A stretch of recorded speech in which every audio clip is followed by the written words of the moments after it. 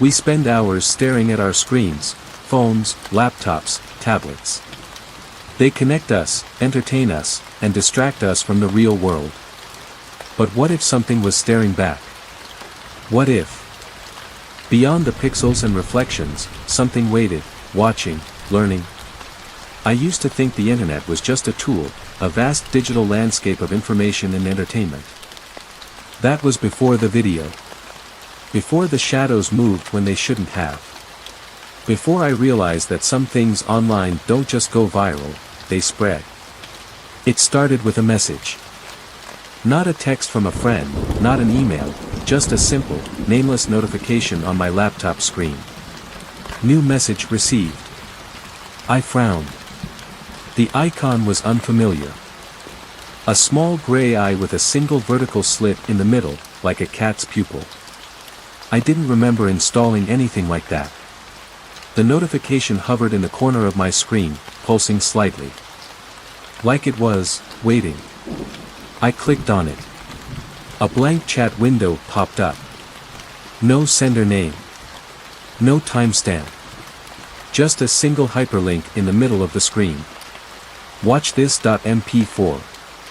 I hesitated. I knew better than to click strange links. But there was no sender, no scammy, "you've won a prize" message, no attempt to get me to enter my credit card information. Just a video file. Curiosity 1. I clicked. The screen went black for a moment.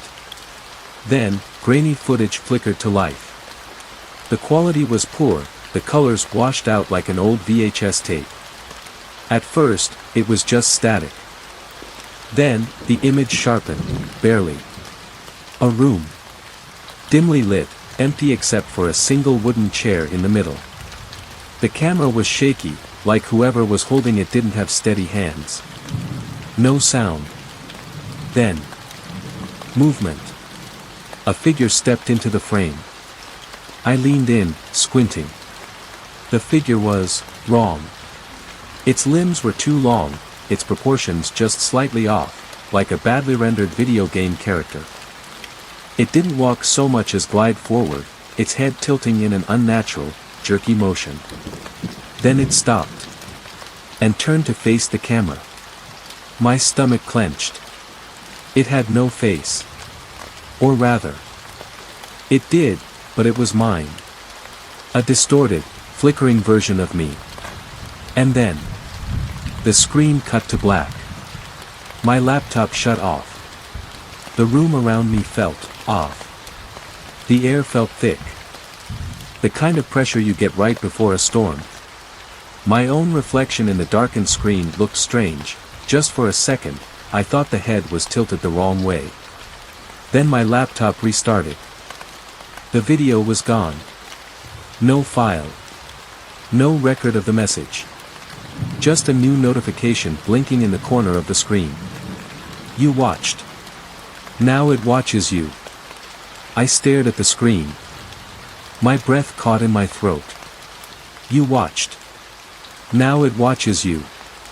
A cold shiver ran down my spine. I clicked the notification, but nothing happened. It vanished the moment my cursor touched it. As if it had never been there. Maybe it was a prank. A virus.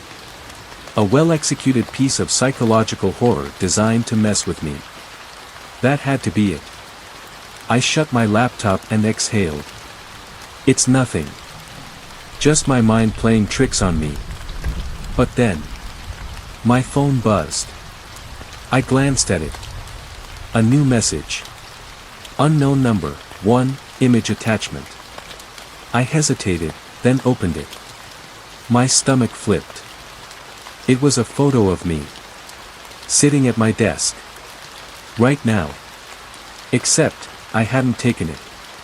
And I was alone. I spun around so fast my chair nearly toppled over. The room was empty. The blinds were closed. The door locked. I checked every corner, every shadow, my heart hammering so hard I could feel it in my throat. No one was here. I turned back to my phone, my hands trembling as I typed. Me. Who is this? No response. I checked the metadata of the image. No location data. No details. Just a blank source. Then, as I stared at my screen, the message disappeared. Vanished. Like it had never been there. I checked my laptop again. Reopened my browser. No strange notifications, no record of the video. But something had changed. My webcam light was on. I slammed the laptop shut and ripped a piece of duct tape from my desk drawer, slapping it over the camera. I had always heard about hackers spying through webcams, but this was different. I checked my phone again. No new messages. No missed calls. Nothing. Maybe it really was just some elaborate hoax, an ARG, or a creepy marketing stunt. But the way that thing in the video had moved, the way it had my face, felt too real. Too deliberate. I forced myself to breathe. I needed sleep. Everything would make sense in the morning. That was my last rational thought before the lights went out. Not just in my room. Not just in my apartment. The entire street. Total darkness. My phone screen was the only light source now. I held it up, illuminating the room in weak, flickering white. My reflection in the black laptop screen stared back at me, half-lit and distorted. And then, it smiled. I wasn't smiling. But the reflection was.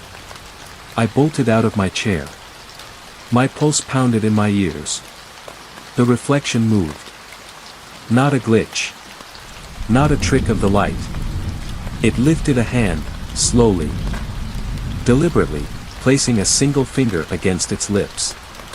A silent itch. My body turned to ice. Then my phone vibrated again. A new message. Unknown number, 1, video attachment. I didn't want to open it. Every instinct in my body screamed at me to not open it. But my finger moved on its own. The video played. It was live. The screen showed me, standing in my dark room. Holding my phone. Watching myself. And behind me. A shape. Tall. Twisted. Wrong. It was right there. And then. The screen cut to black. I dropped my phone. My chest felt tight. My lungs refusing to pull in enough air. It had been right behind me. I forced myself to turn around. Nothing. Just the dark. But the silence wasn't empty. It pressed against my ears. Thick and suffocating, like a sound just on the edge of perception. A low, electric hum, crawling along the walls, vibrating in my bones. I snatched my phone off the floor, my hands slick with sweat. The video was gone. No message history. No number. I needed to get out. I grabbed my keys and bolted for the door, yanking it open. And nearly crashed into my neighbor, Mrs. Calloway. She jumped. Clutching her chest. Oh. You scared me, dear. I exhaled, trying to slow my racing heart. Sorry, did the power go out in your apartment too? She frowned. Power? No, everything's working fine. I blinked. Looked past her. The hallway lights glowed normally. The hum of a television murmured from behind her door. The power hadn't gone out. It had just gone out in my apartment. My stomach twisted. You okay, dear? Mrs. Calloway asked, her wrinkled face creased with concern. I forced a smile. Yeah. Just tired. Long day. She nodded, unconvinced, but let it go. Get some rest, then. You look pale. I nodded, stepping back inside, locking the door behind me. I didn't want to be here. But something told me that whatever was happening, it wouldn't matter where I went.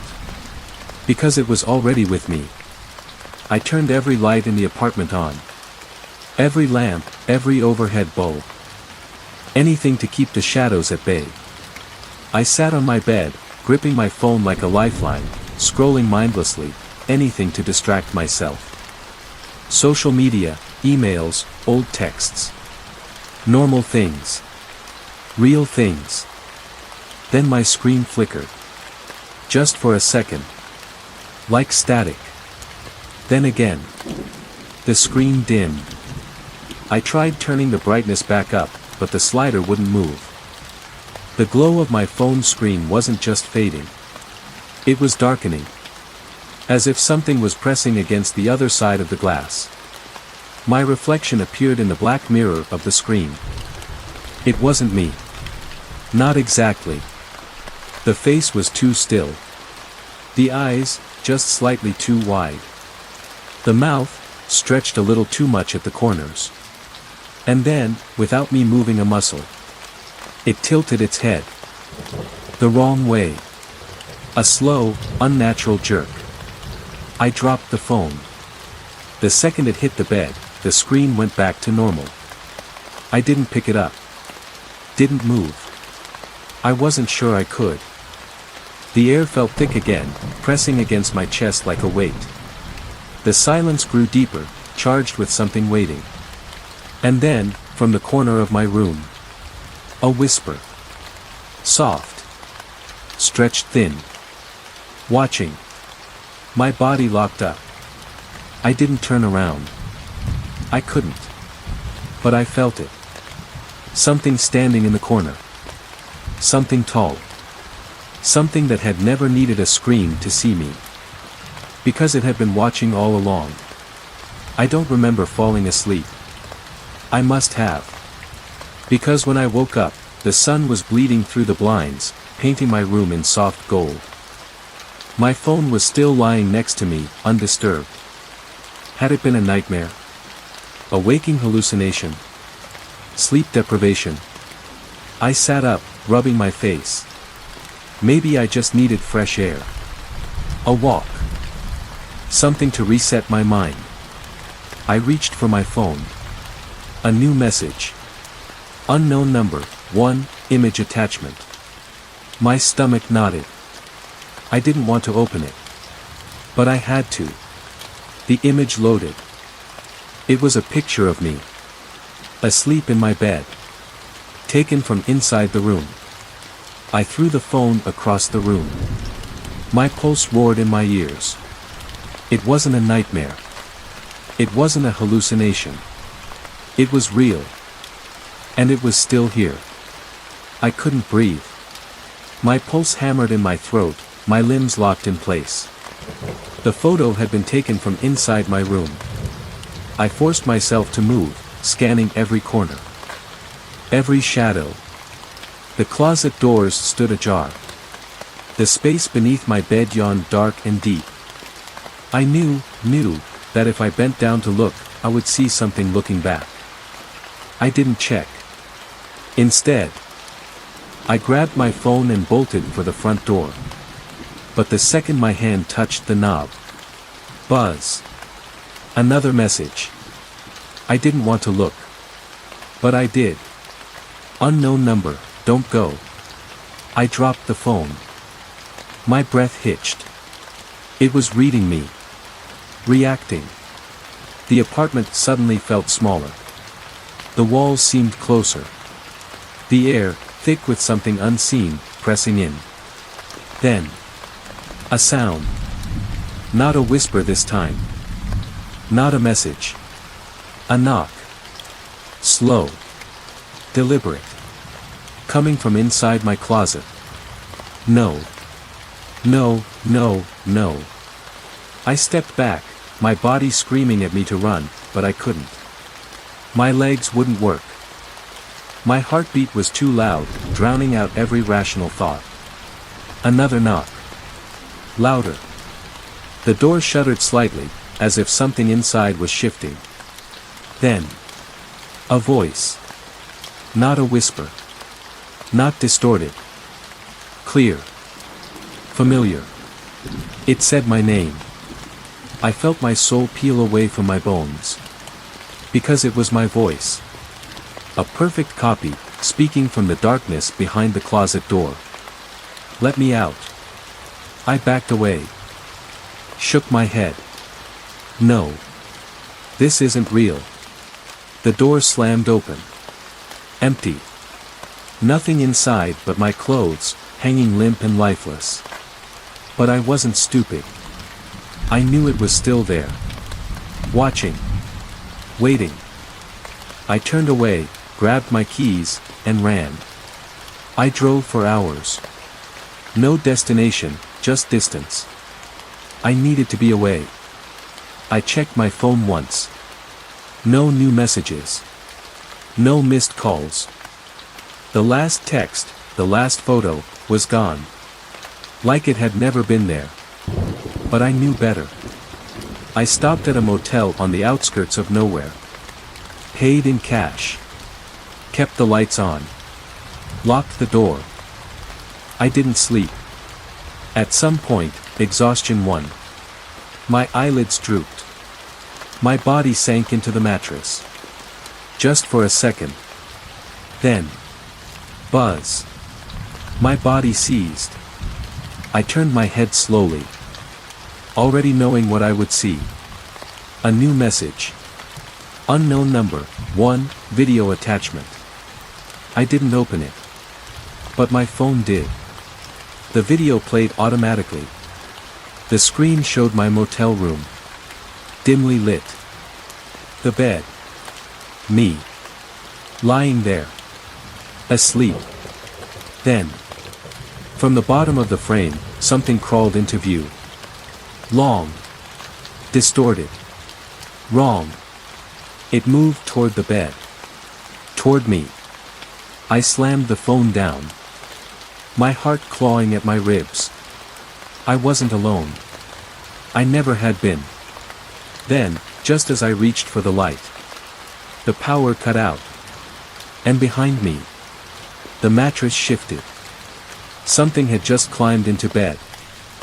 With me. I didn't move. I didn't breathe. The weight behind me was real. A slow inhale. Not mine. Something pressed against my back. Close. Too close. And then. A voice. Soft. Familiar. My turn to watch. The last thing I remember. A hand. Not touching. Hovering. Just above my face. Then. Darkness. I woke up in my own bed. In my own apartment. Like nothing had happened. But my phone was different. All my messages, gone. All my photos, erased. No calls, no contacts. Except one. A single text. From me. Don't look at the screen. I don't know if I'm still real. I don't know if I ever was. But I do know one thing. It's watching. And now. So are you.